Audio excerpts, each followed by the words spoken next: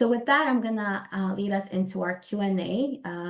Reena, well, again, thank you for giving our caregivers a voice during this webinar. Um, I was curious, you talked about the different how you create a space, you recognize caregivers, and you asked the question, what keeps them at night? And I'm sure there's many responses that you get, but I wonder if there's like a common theme that comes to mind that you might be able to share with us.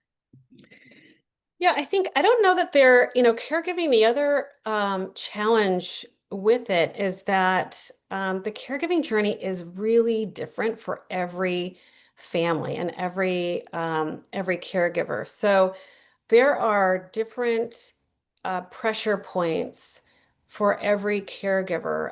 I think, again, as I sort of touched on, I think the unknown in general is really eats away at caregivers because they're frantically trying to strategize and plan. And so I think the more we can give them an idea of what's coming down the road and what they need to worry about and what they don't, I think it's really unhelpful for us to say, hey, don't worry about it. Don't worry about it. They're going to worry. Like they're going to worry. So part of what I try to do is to help them prioritize. So, like as an example, many caregivers are obsessed about making sure their loved one eats. This is actually a common one. Um, he's not eating, she's not eating, and they're really, really intent on feeding because when we as human beings to nourish somebody is to give them food. That's one of the things that we do as human beings is we want to nourish. But if someone is moving through systemic chemotherapy, they're going to have a very, very low appetite, sometimes no appetite. And what caregivers sometimes don't understand is that it is extremely difficult to eat when you have absolutely no appetite. Most of us on the call have some sort of an appetite. We might not feel like eating now, but our appetite exists. So when patients are void of an appetite, it's really hard for them to eat. And so one of the things I'll tell caregivers is, listen, don't don't exhaust yourself whipping up three-course meals during chemotherapy. Like he's probably not going to want to eat that much. I don't care how good of a cook you are, and I don't care how big the meal is. So maybe just choose one or two things. If he says he wants to eat like a bologna sandwich of a day, just make a little bologna sandwich. You don't have to make a huge, dinner meal. So just kind of helping them understand what is more realistic and what they don't really need to do. So the eating and appetite is just one example. But again, I think giving them an idea of things that they don't have to worry about now, things that we will definitely address later to help them shift and prioritize what's on their plate is really important. Yeah, and I think you mentioned something very valuable is that as caregivers we want to do everything we can to be able to show our love and whether that includes like feeding them and so I think um uh perhaps like the suggestion may be also to the little things count, right? It doesn't have to be you don't have to go above and beyond with some of the stuff and really understanding kind of what the loved one is going through. Yeah. Um, so what let's switch gears to self-care because I'm curious to hear because one of the things that I hear about a lot with caregivers is burnout. And oftentimes I think caregivers may not realize that they're suffering from burnout. Are there any specific signs and that you can share with us that caregivers should be aware of that they may be experiencing burnout and how to get help? Yeah, so that's a huge topic. I think that and when I work with caregivers one-on-one, burnout is it's really hard to avoid it, but I think there are certain ways that caregivers can slow it down and help try to weave in some self-care as they go. So one of the challenges is convincing caregivers that it is okay for them to take time to care for themselves. Most caregivers do not feel entitled to do this. And so their mindset is, if I'm a good caregiver, all of my energy and effort goes to the patient, 100% of it. And they go all out for the patient all day, every day. And they will not give themselves permission to care for themselves. And that is a very fast way to burn out. So what I encourage all caregivers to do, I'm officially giving every caregiver who watches this permission to do this, is to choose one thing that they do that makes them feel replenished or revitalized or rested or more present and relaxed. It can be anything. It can be sitting quietly in a corner. It can be reading a book. It can be journaling. It can be knitting. It can be playing cards with your friends. It can be anything. And I will encourage them to carve out, I would love for them to carve out 20 minutes, but if I have to settle for 10 or 5, I'll do it. But they carve out 10 to 20 minutes a couple of days a week to do this for themselves. And that time has got to be protected time. That is the time for them. It's not for the patient. It's not for their kids. It is for them. So I coach them to set a hard boundary around that time. And I'd love for it to be every day, but that's unrealistic for a lot of caregivers. But it's a hard boundary and it's something they can look forward to that they do for themselves. And when we do this for ourselves, we tend to, it's like filling your own bucket.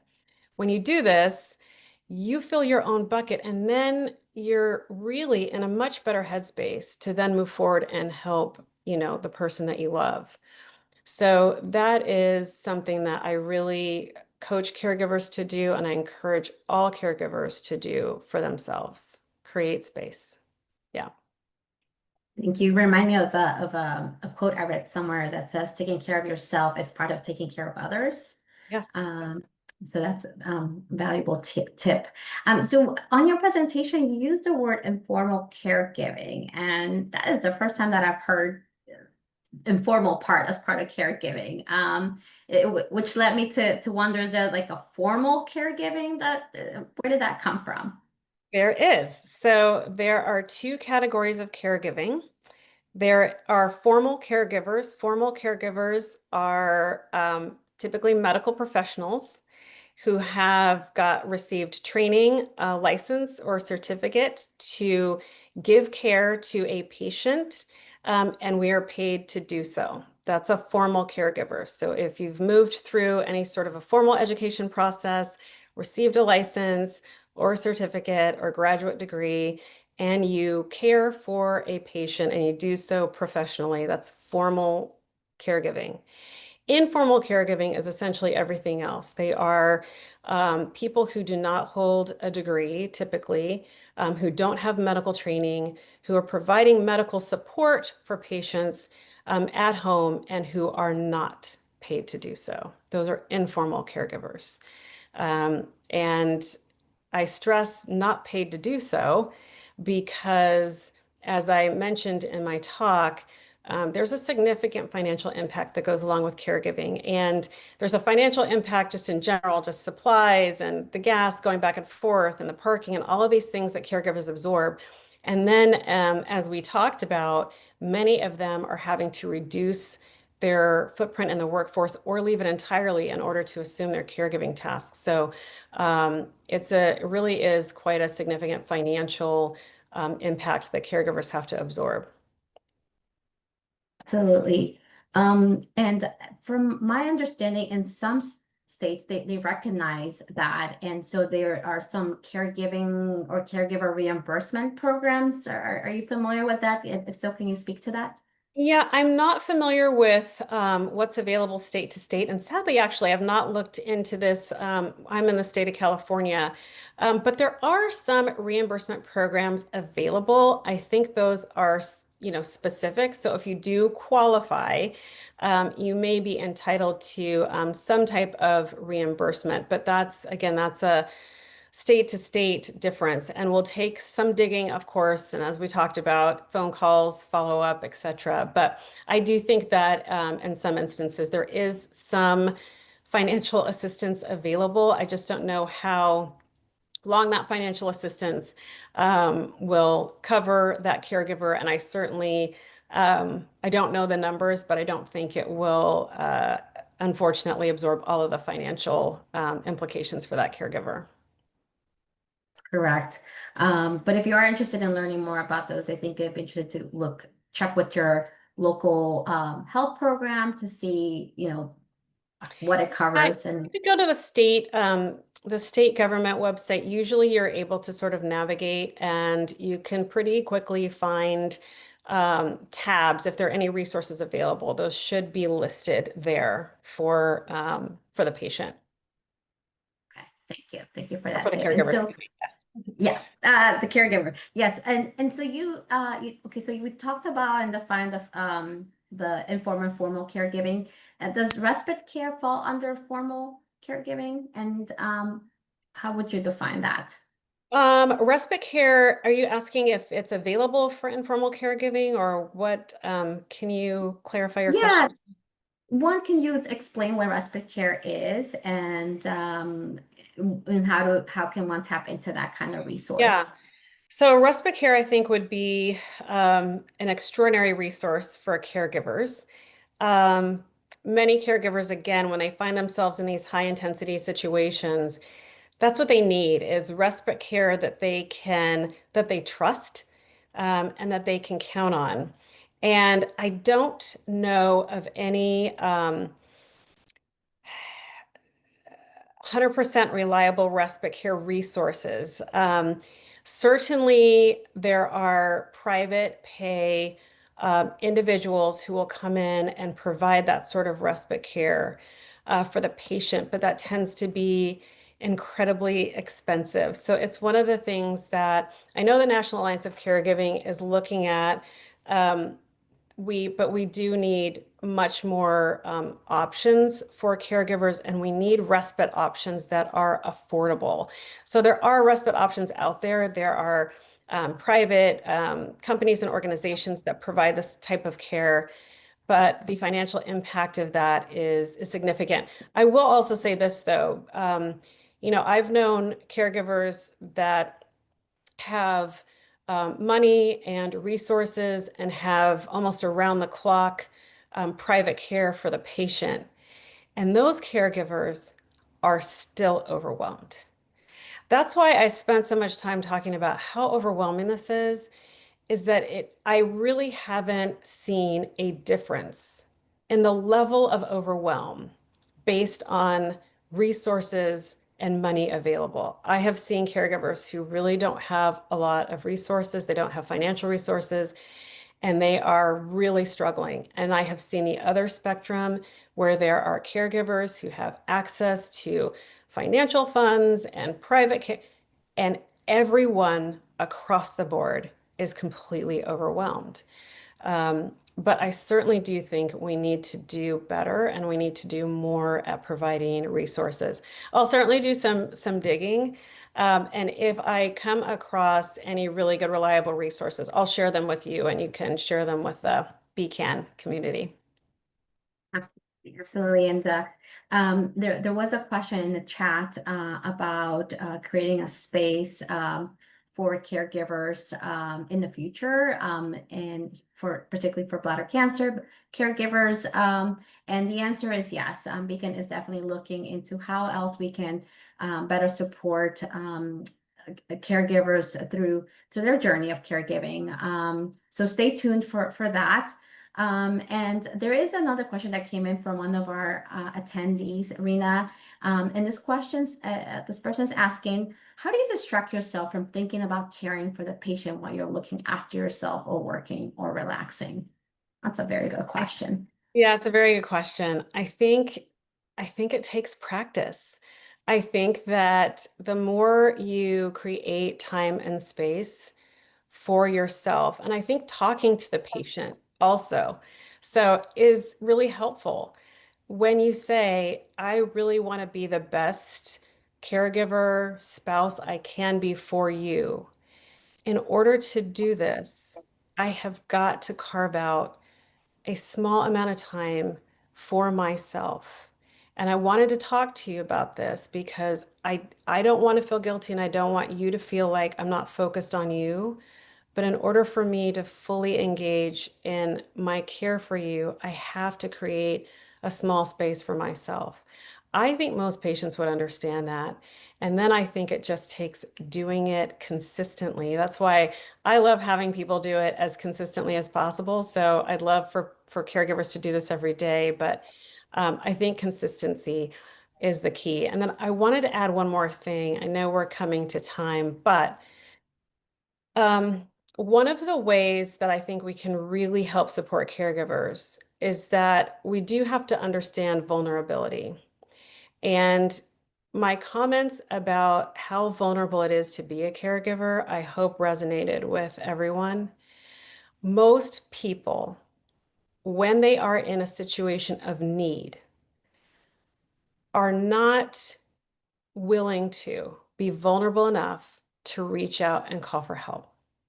If you think about the times when you yourself have felt like, oh my gosh, I'm totally overwhelmed, I don't know what I'm going to do, most of us are reticent to ask for help. And we're reticent because we don't want to feel that vulnerable. So we cannot, as a community of people who support caregivers, we cannot expect that caregivers are going to pick up the phone and call us and tell us they need help. They're not going to call.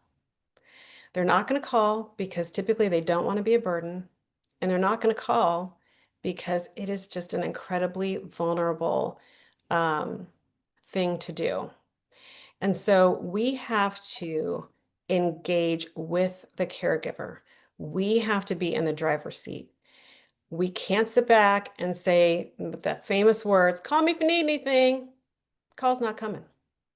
We have to reach out to them. And if we can do it and really think through, I encourage people to really think about how you can engage. You don't have to do it like your neighbor would do it. If you don't cook well, don't offer to bring meals if that's not your thing, but really think about how you can intentionally engage with that caregiver. It might be a text message once a week. It may be, going over and physically just knocking on the door and saying, hey, I was thinking about you. I've got about 20, 30 minutes. Can I help? It may be offering to do a little laundry for them once a week, but we have to go to them and we have to bridge that gap because waiting for the overwhelmed caregiver to call and tell us, hey, I'm overwhelmed, we're going to miss them. And so that's really another take home that I wanted to highlight is that we really do have to make the effort and we have to really, we have to go to them. Thank you, Reena. This was a very powerful discussion, and um, I certainly I'm certainly going to learn how to, be more courageous by being more vulnerable, and I hope all of our caregivers who are listening today also feel empowered to feel more vulnerable. Um, I do want to mention a couple things before we end. Aside from this webinar being available on our website 2 weeks from today, we also have a support line that is in partnership with Cancer Care and staffed by oncology social workers. And that's a resource for all of our caregivers. If you just need someone to listen, someone to talk to, someone to walk you through different resources in your own community, that is available to you for free. The information is in the chat. We also have, as part of our peer-to-peer program, Survivor to Survivor, we have a network of caregivers who are available to walk and talk to you through their journey. If you need to talk to someone as well, we can make a match, and the information on that program is there too. If you like to volunteer and help and be matched with another caregiver as part of that program, that is also an option, and we invite you, encourage you to do that. And with that, I want to really thank Reena for bringing this conversation to us this evening, giving us some very practical and powerful messages, and giving us opportunity to reflect, and also empowering us to take care of ourselves, and to be courageous by being vulnerable, and to say that we are here for you, and we'll be reaching out to tell you that we're here and see how we can help you. So with that, Reena, thank you so much.